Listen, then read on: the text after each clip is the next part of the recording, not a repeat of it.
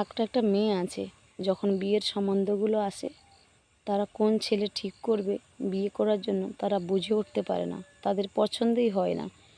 অতিরিক্ত বেশি খাবার থাকলে যেমন খিদে মরে যায়, তেমন অতিরিক্ত যখন ছেলেরা ঘর নিয়ে প্রস্তাব নিয়ে আসে তারা ভুলেই যায় যে কাকে বিয়ে করবে আর কাকে বিয়ে করবে না।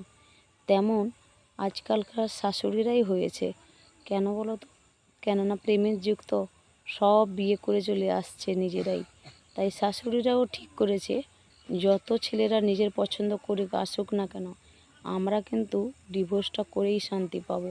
তাই ওরাও লেগে থাকে যে কি করে এই ঘরটা ভেঙে থাকে। কেননা ওদেরও তো বউ পছন্দের নয় না, পছন্দ যেহেতু করেই আনেনি, তাহলে তারাও চেষ্টা করে যে কিভাবে ওই বিয়েটা ভেঙে দেওয়া যায়।